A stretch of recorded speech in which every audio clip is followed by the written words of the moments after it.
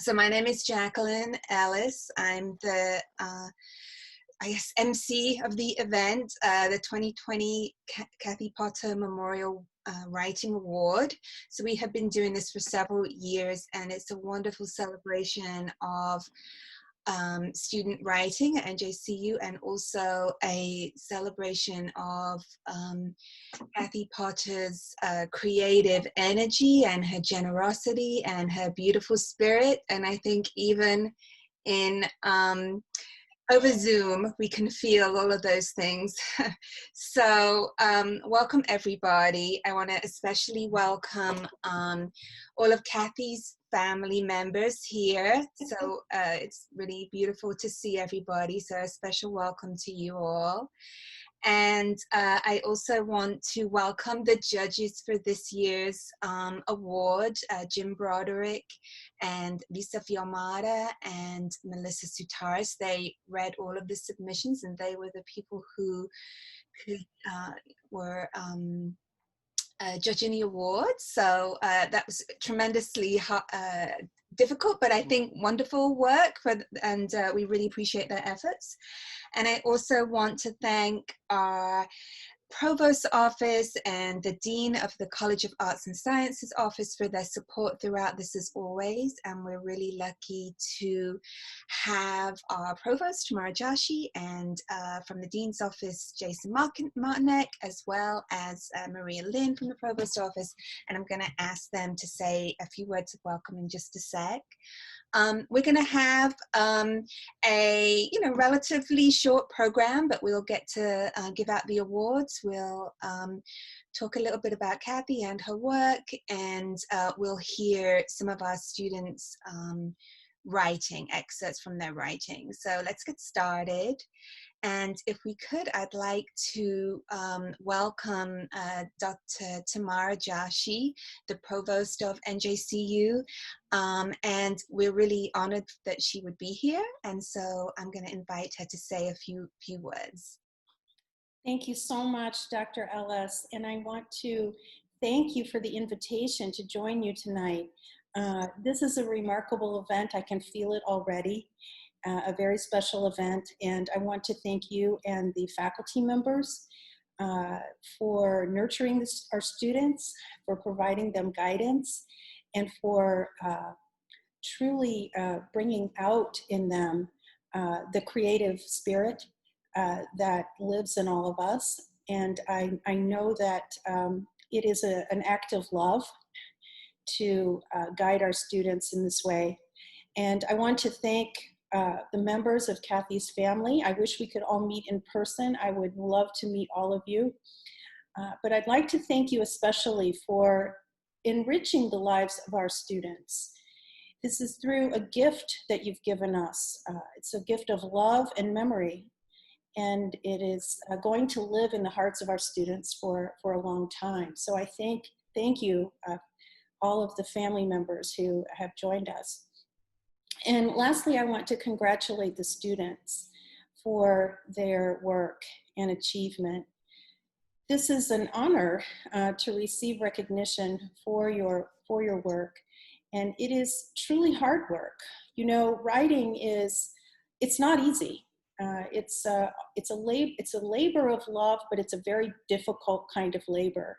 And so I applaud you and wish you well as you perhaps pursue further writing, because Dr. Ellis was kind enough to send me the works that are being recognized. And I started to read one. I have to admit, I couldn't get through as much as I wanted to by today, because we had a Middle States accreditation visit on our campus this week, and people were quite swamped. But I started reading the story, and I couldn't put it down this morning until the phone rang in the office, and I can't wait to get back to it. So I'm just so pleased to have these essays to read.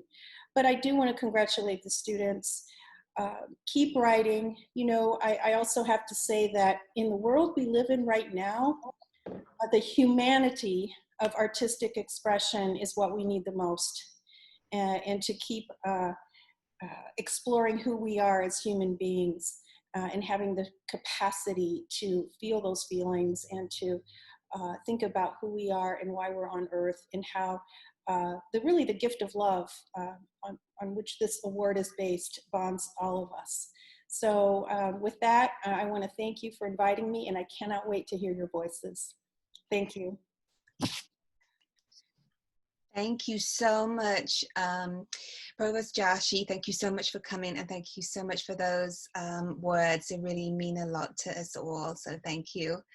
And I also want to acknowledge the support of the Dean of the College of Arts and Sciences. Normally, we go to the Dean's office and ask them to give us a few dollars for cakes and cookies for this event, but we don't need that this year.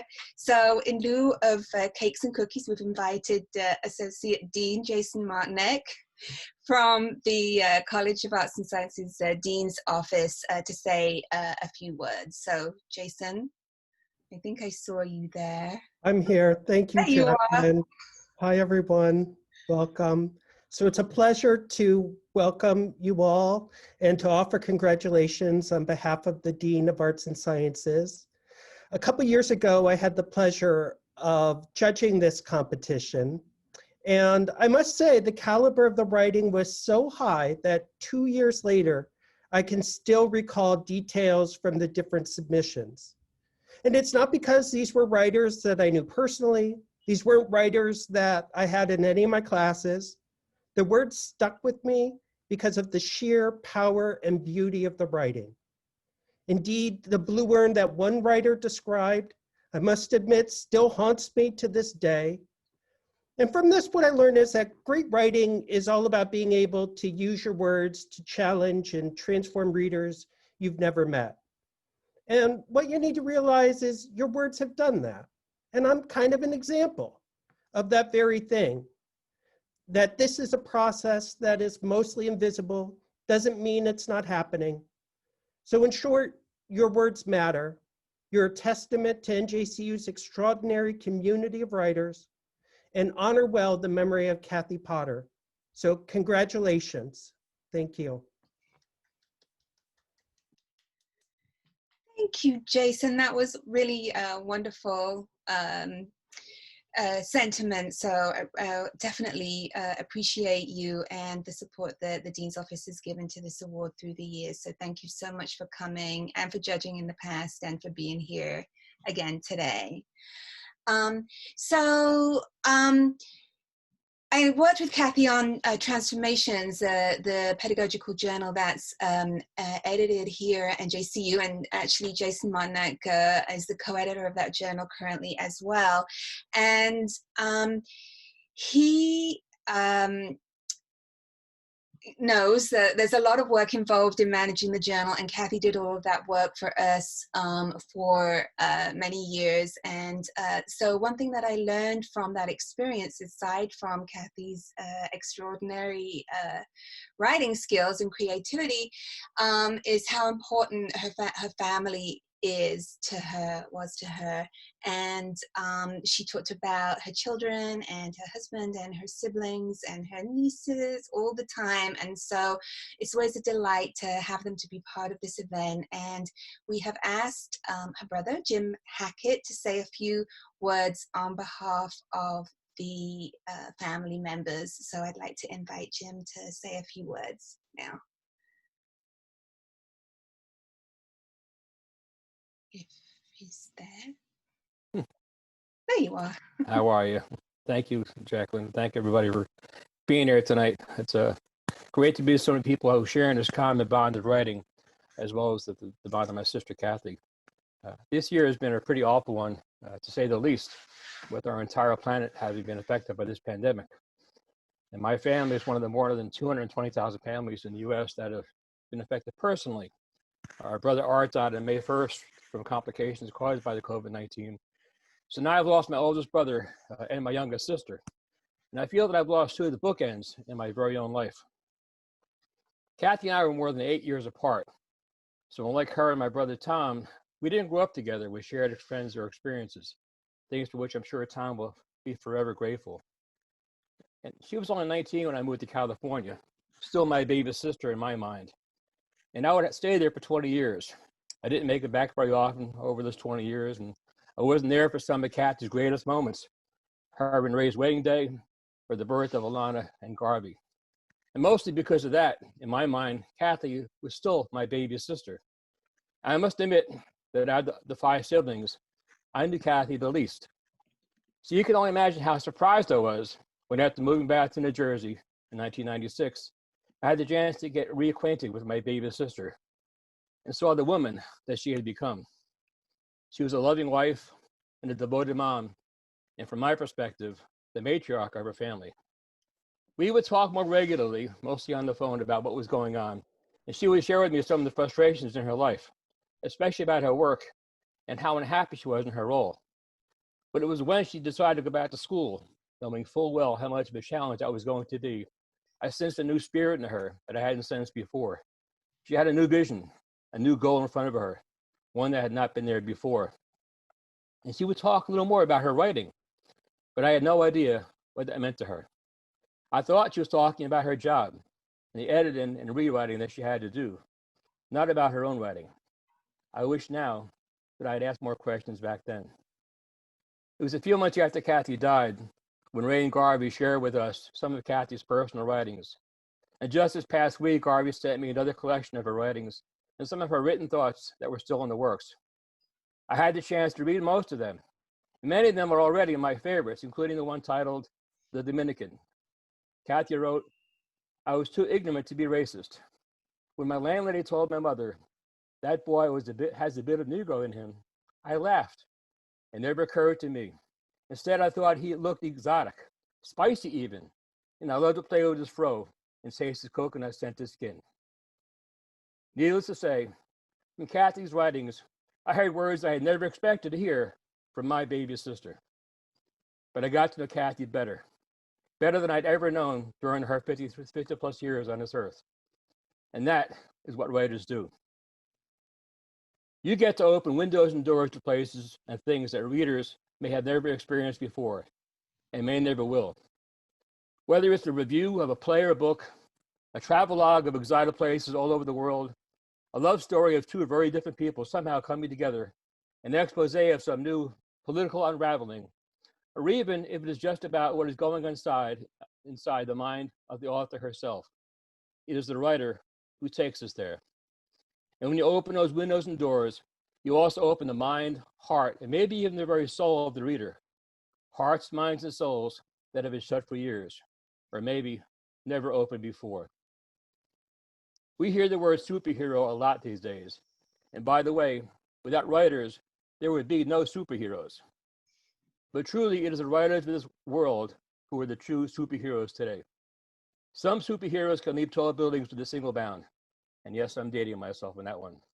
Some can fly, some can change shapes, teleport to other places, read minds, or see through walls. But you, the writer, can do all these things. And whether the reader is old or young, seeing or hearing impaired, or totally immobilized, the reader can go with you wherever you take them. And please don't let anyone tell you that you can't.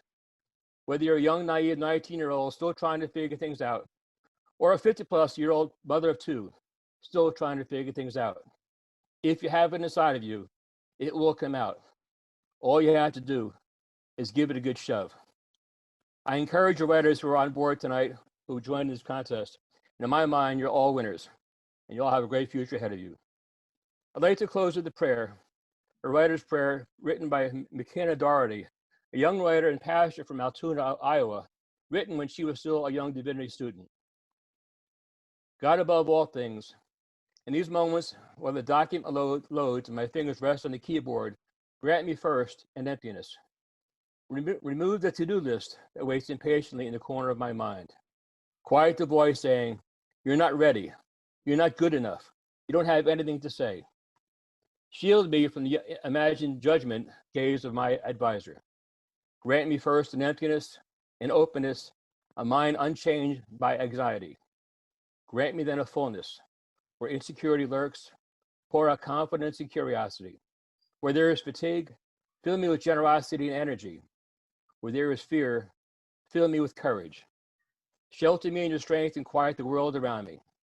For these few hours, grant me peace and solitude in my thoughts. Bless this mind you've given and help me use it fully. Help me seek and push the limits of my abilities. Remind me that I have read enough, I have enough, I am enough, and with time, this paper will come to a place where it too is enough, at least for now. In your name, I pray. Thank you.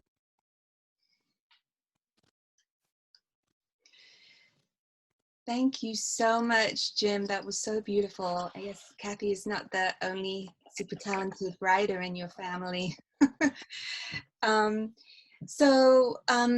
Normally we would award certificates and give out our prizes, in person.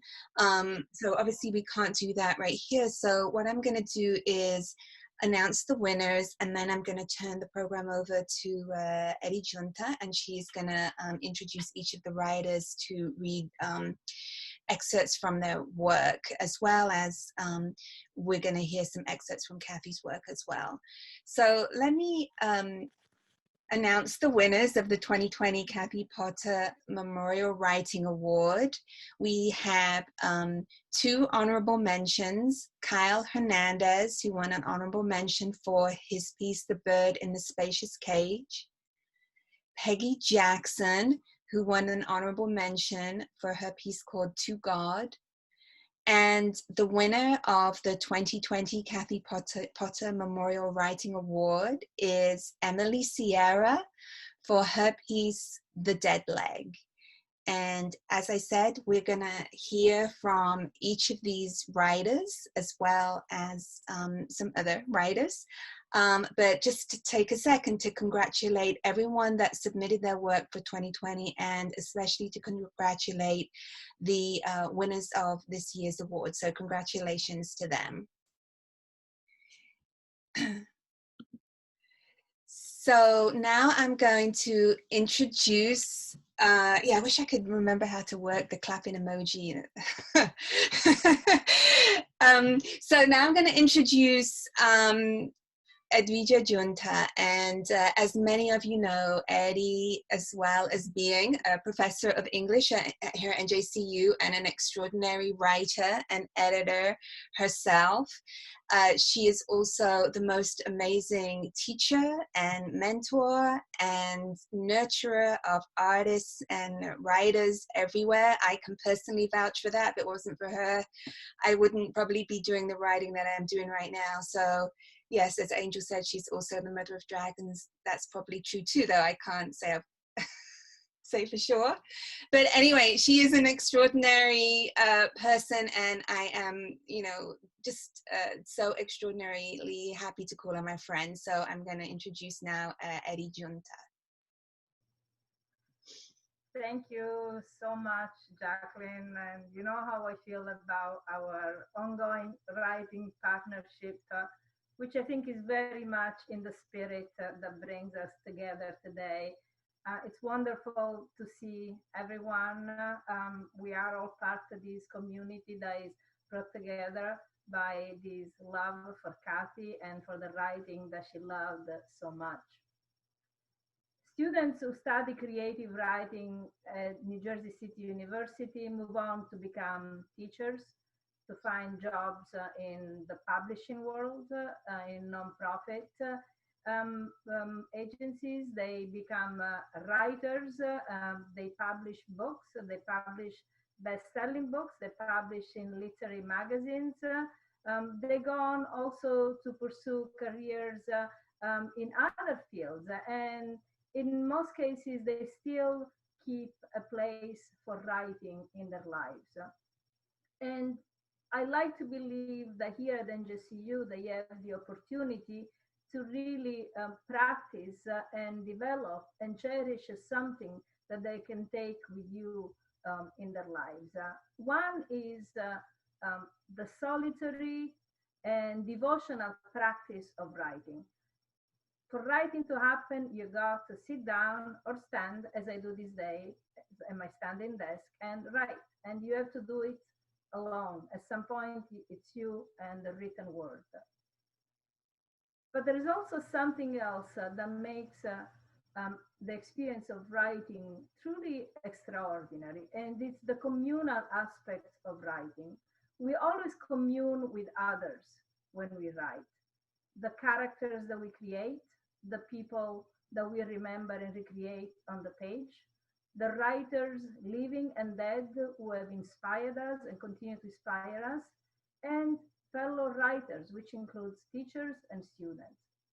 But Kathy really embodied this spirit of community, of coming together as a community of writers to share the work, to share not only our own work, but also sharing, cherishing, listening, partaking in the celebration of the work of others. Kathy, we were still really in the shock of the loss of Kathy, and we were already creating an award in her memory. The Kathy Potter Memorial Writing Award was created immediately after Kathy's death, with the incredible support and generosity of her family. And it has become such an appropriate way to remember this incredibly gifted and generous writer who loved writing, but also loved the writing of a fellow writer. She was one of the most supportive writers of our community. And while I had the privilege to work with her, as did some of us here, I'm going to let someone who was very close to her and part of a group of NJCU writers who met for a while informally and more or less formally and share their work. And then you will also share some of Kathy's writing with us. I've had the privilege to be a teacher of Angel Eduardo, and he has become one of my favorite fellow writers. I've actually taught his writing this semester in my Dark Stories for Young Adult class, and he came to meet with my students who singled him out as one of their favorite writers, as it should be. So I'm going to let Angel now speak about Kathy and the Recollective, and then read some selections from Kathy's work. Thank you, Eddie. Hi, everybody. Thank you for being here. I'll start with a 100-word piece that Kathy wrote called Woods.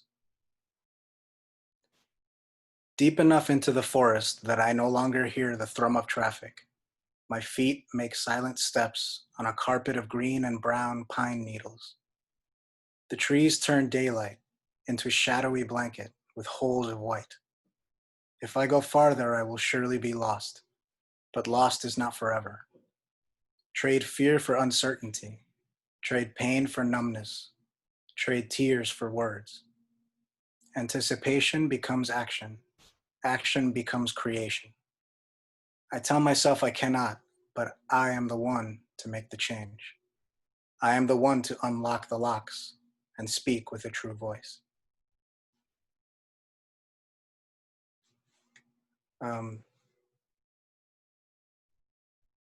I love Kathy Potter. She's been gone a long time, and I miss her every day. But it's been long enough, and you're all young enough that it's unlikely that anyone receiving this award knew Kathy personally. That's probably been true for a while. So of course it's wonderful to get an award, right? And it's great to be acknowledged for your work. But this isn't just a writing award. This is the Kathy Potter Memorial Writing Award.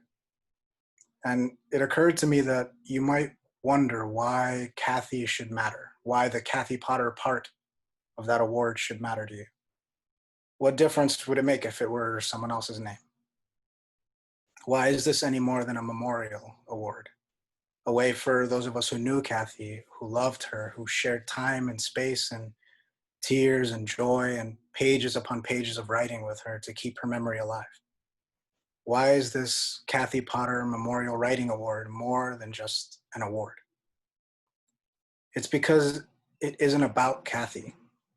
It's about writing. It's about the beauty of writing, the pain of writing, the pleasure of writing, the work of writing. And it's because Kathy was writing. Her voice was subtle and understated and elegant in its simplicity. Her work was also funny and vicious, poetic and stark, a gentle river and a roaring hurricane. She captured so much of this on the page.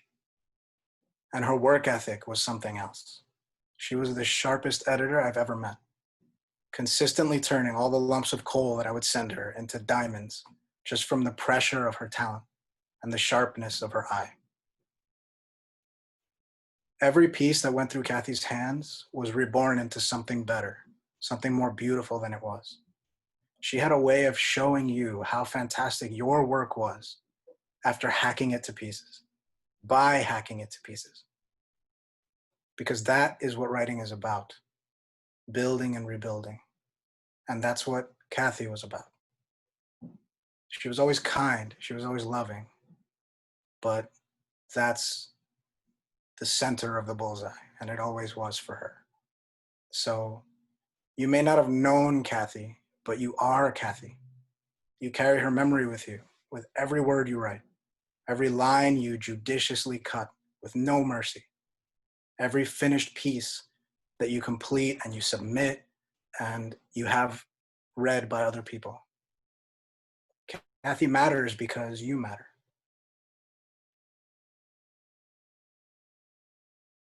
Because you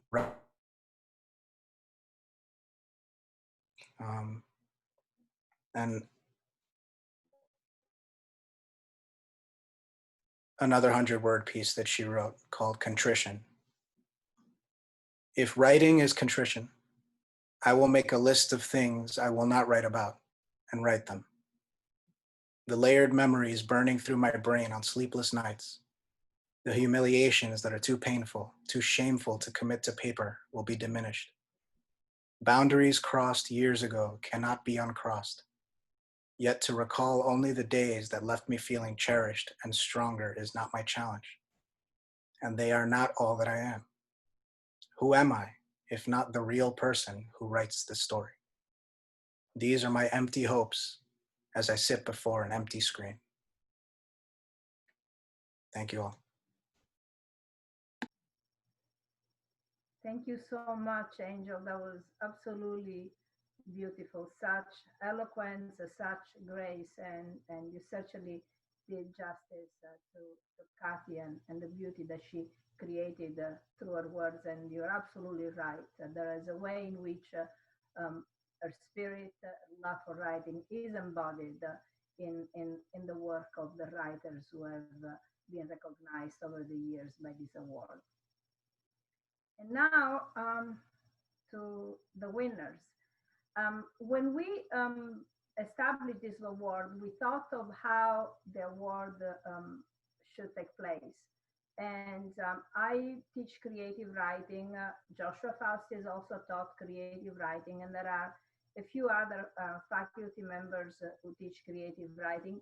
And I have never judged the Kathy Potter Memorial Writing Award. And we actually try to stay away from people who might have been taught, those students, or especially those students in a creative writing class.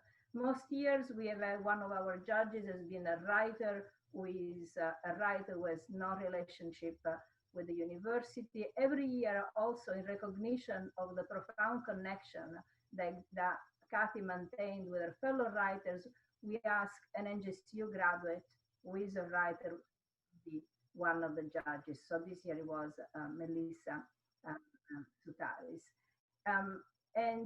So I just really want to highlight that this writing is not just good because the teachers are so invested and they recognize the good work that the students did, and they say, yeah, let's reward this good work. It has been recognized. So thank you, Jason.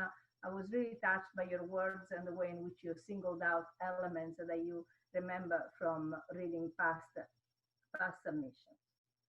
So this year we have one winner, and 2 honorable mentions. Every year, it's a struggle because when we look at the scores that the judges go, some can be very close, and a number of years we've had 2 winners because the writing is just so good. And so we have instituted also honorable mentions to recognize the writers who stand out.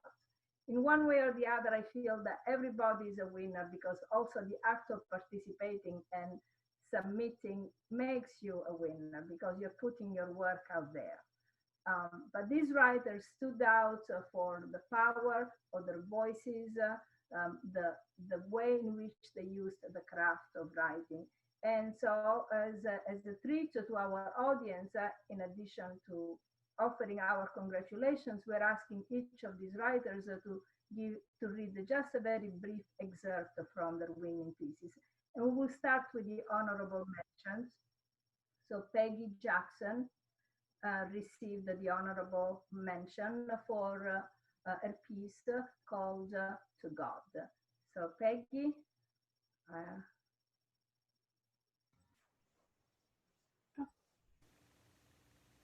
Okay, take 2. Hi everyone, thank you so much for having me. This is an excerpt from my memoir, To God. Prayer saved everyone. If your mother had cancer, pray. If your house caught on fire, pray. It was midnight when I found my brother. His bedroom door was cracked open. Light puddled into the hallway like a ray to heaven. It was golden and warm. On the other side was my brother, a soft pink hue on his bloated cheeks, forehead, chin. He was standing between his unmade bed and wall, tugging the end of a church belt up to God. The silver buckle choked at his neck. Indents from the prong stayed on his throat for days. Tears pooled in his veiny eyes. I hadn't seen him cry in years. I just stared, rooted in the moment. Go to bed, don't tell Ma, he cried. I couldn't tell if he said go tell Mom or don't tell Mom. But I knew I couldn't sleep either way.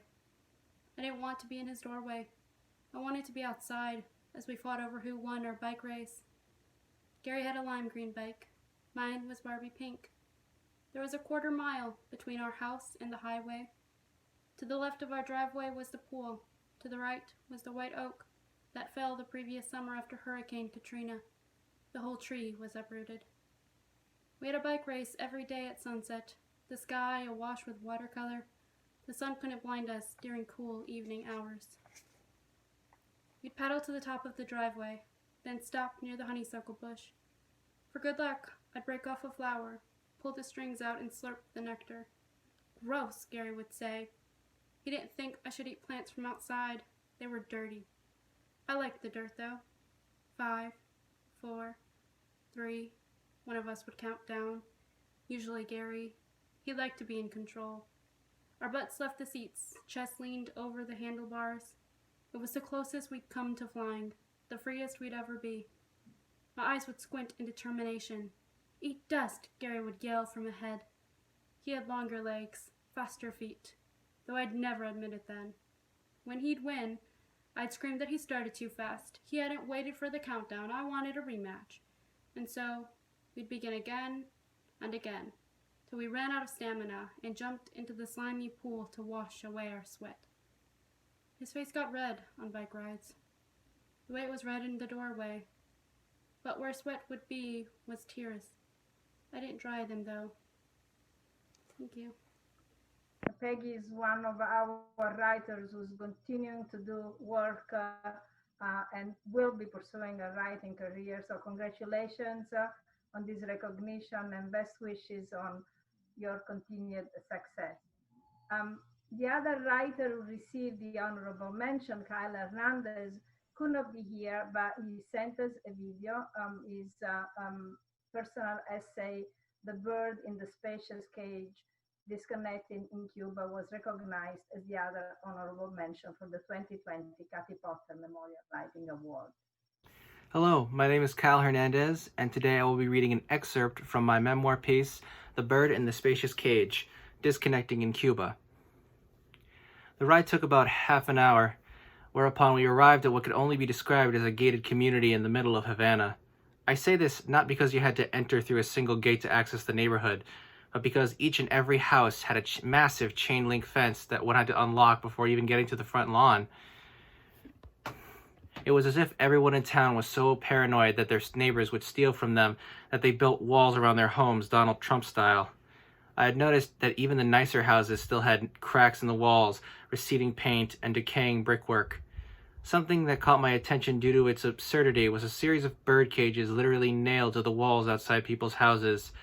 There was a huge stone gate that went on for almost a whole block with green and red parakeets staring at kids and cars passing by while they chewed on their sunflower seeds.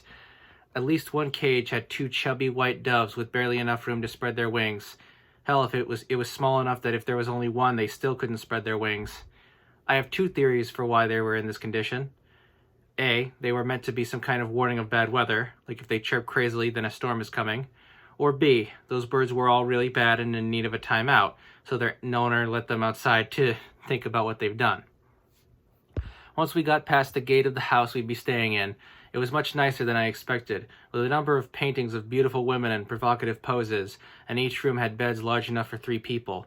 The bedrooms even had their own bathrooms, so the problem of waiting for someone else to finish was a very rare occurrence. The house belonged to a family friend of mine, a family friend of Rudy's, who was a flight attendant in America. He'd leave the house to his father, who would hire help to cook and clean for those visiting from out of town, or in our case, out of country. While there was a feeling of relief in not having to live in discomfort for the 2 weeks we'd be in Cuba, I couldn't help but feel as though my luck was undeserved. I was the bird in the spacious cage. Even if it was crowded with other birds, I was free to fly as I pleased. I felt bad for those Cubans, those birds who weren't so lucky, who were trapped in small, cramped cages that gave them no room to breathe, no room to fly. In the end, as I started my first day in an unfamiliar land, hosted by those speaking in a language I couldn't understand and having a desperate desire to return home, I was reminded that a spacious cage is still a cage. Thank you. Well, thank you, Kyle. Even though Kyle is not here, be able to watch the video. But even the fact that it was very important for him to share his work testifies to just how important this celebration is for our students. And now, finally, the winner of the 2020 Kathy Potter Memorial Writing Award, Emily Sierra, with The Dead Leg, Mourning the Abuser. Okay, can everybody hear me? Okay, I'm seeing head nods. Fantastic. Once again, thank you everyone for coming out tonight. I am extremely honored to be receiving this award. Kathy Potter is one of those really mythical figures for NJCU creative writers, and so the honor is not lost on me, and I very much so appreciate receiving this award. And so I will be reading 2 very small sections. The collection is all vignettes from The Dead Leg, Mourning the Abuser. I lost him. Grief is awkward on me, a hand-me-down that is 2 sizes too big. I laugh when I tell people my dad died.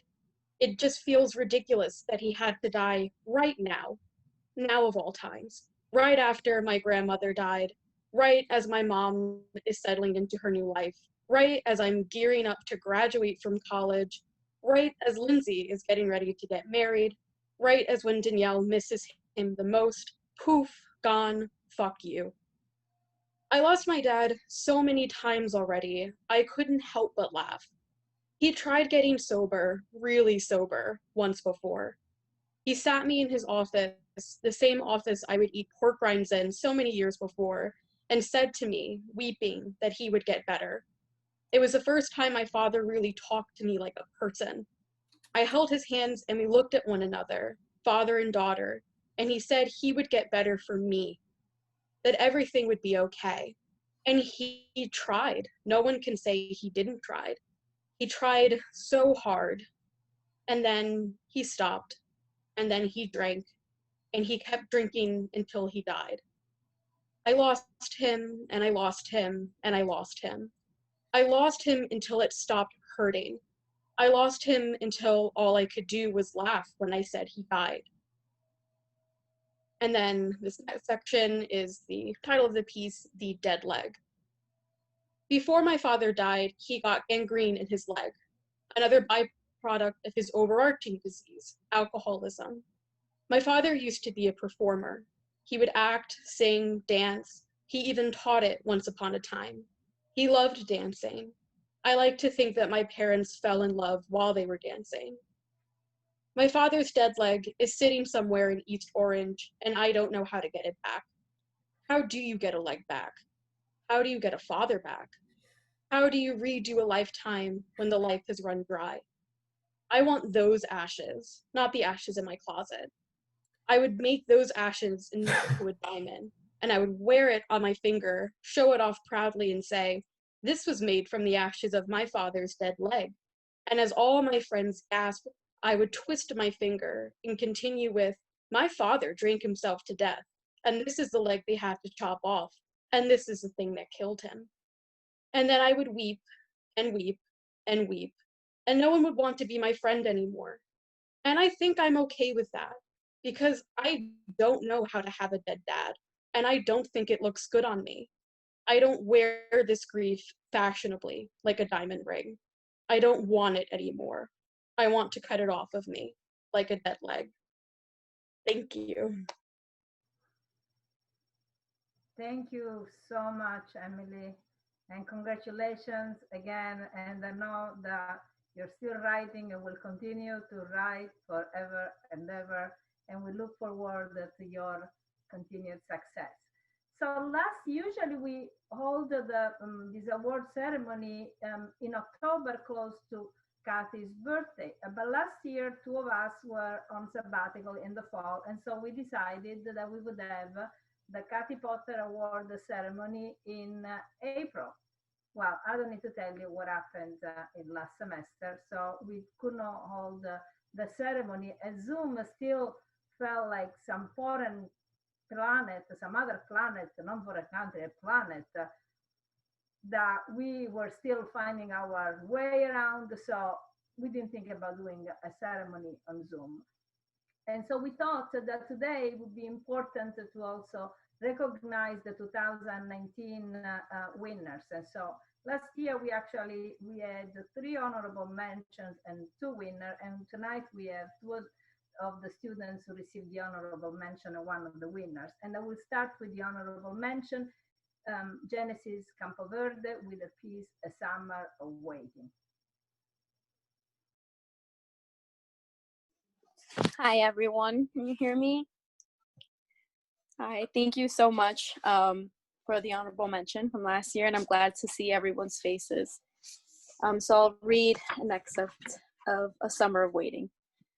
My mom and I sat in the examination room the medical assistant had directed us to, waiting for the doctor to come in. I swung my feet back and forth from the high bed. The paper spread across the bed rustled with my every movement.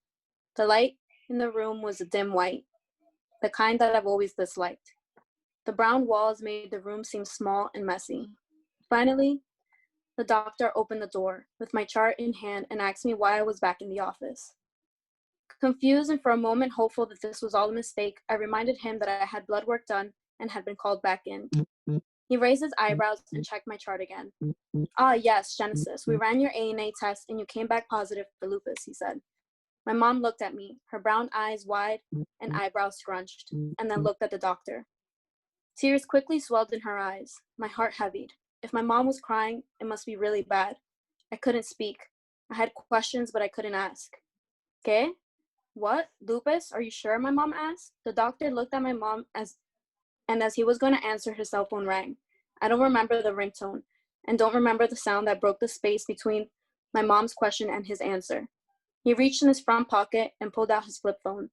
He flipped it open and motioned us for us to follow him and said, "Come, you'll need a referral to a rheumatologist." We followed him to the front desk, my mom still trying to ask questions. He reassured my mom we'd received my referral and walked away to take his call. I sat on a chair they had next to the desk. The medical assistants and nurses were busy on the phone, so I had to wait until they were finished for my referral. I didn't know what lupus was.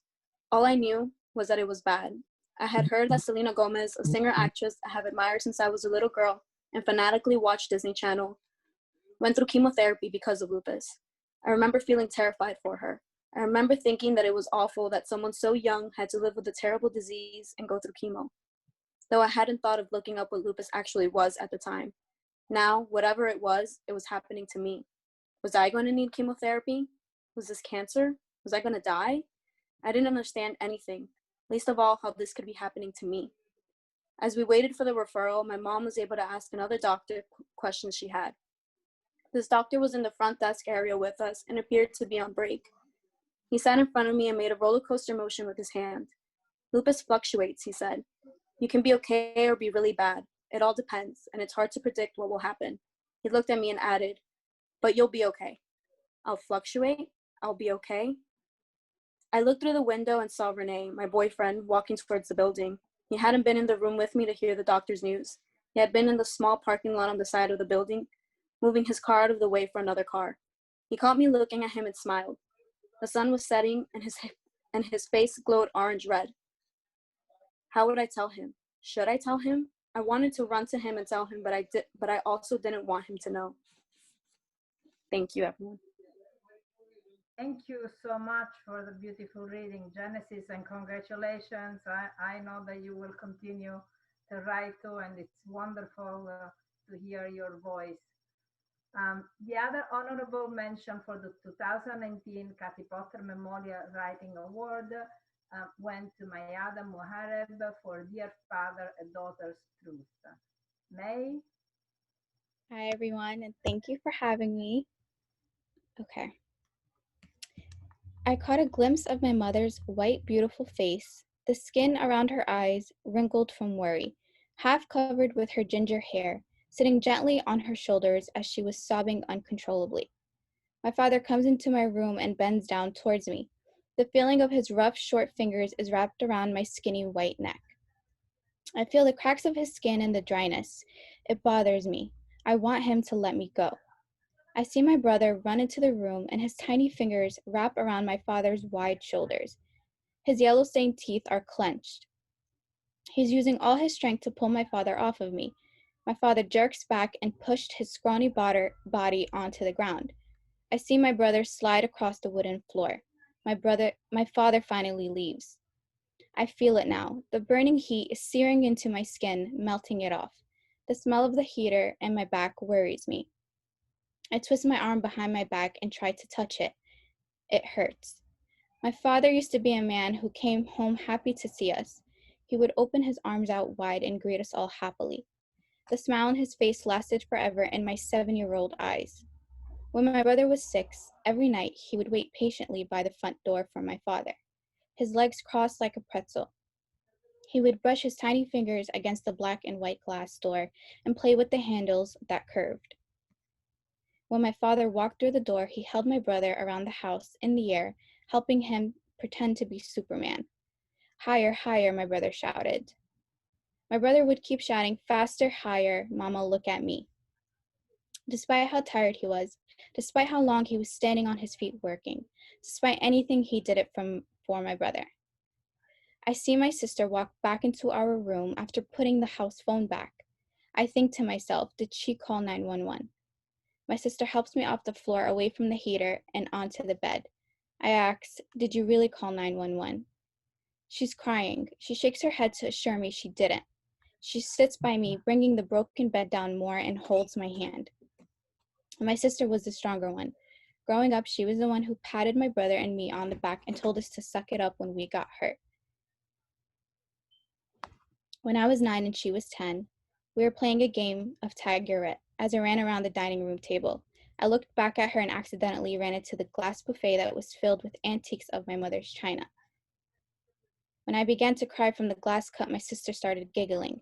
I watched her from the dining room table, still crying on the floor, as she went into the kitchen. She stood on the plastic green chair and grabbed a tissue and bandage for me.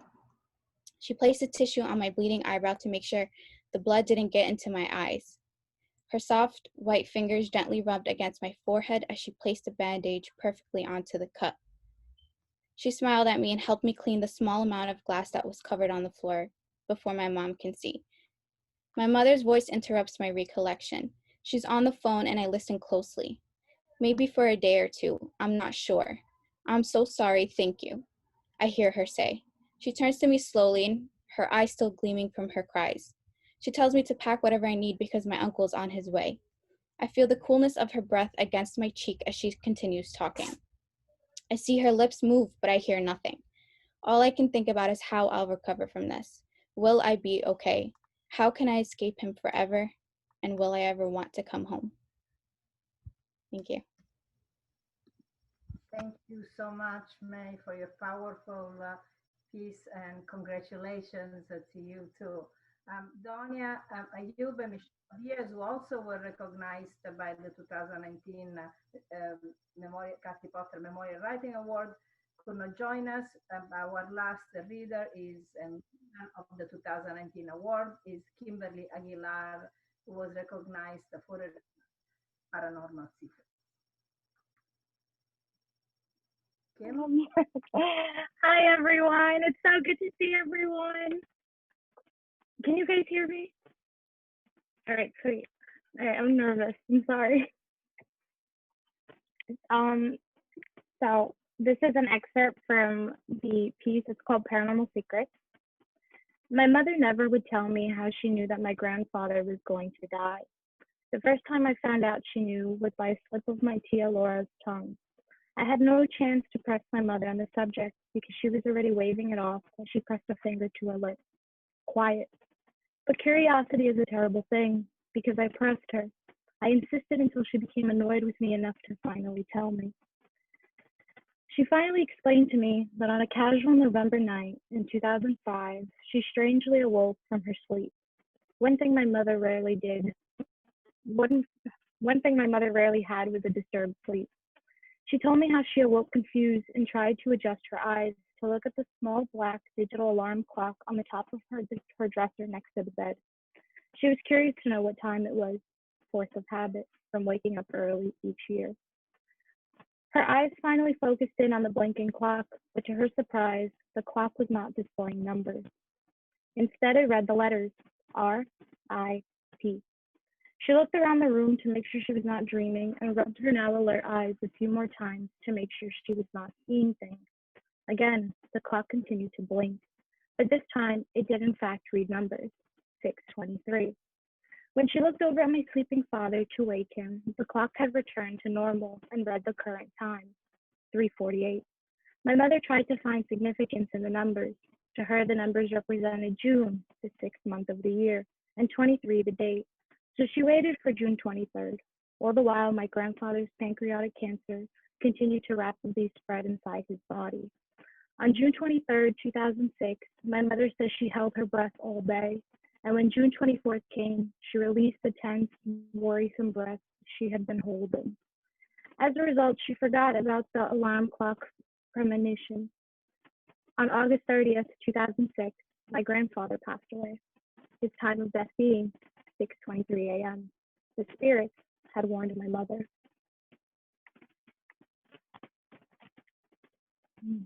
So much, and congratulations, Kim. Thank you.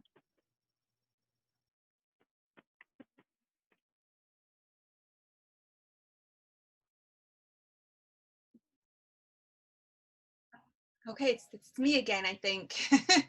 So thank you, all of our wonderful writers. Thank you so much. And as we've got to the end of our program, I just wanted to turn it over to Josh Fausti, and he's going to give us some closing remarks.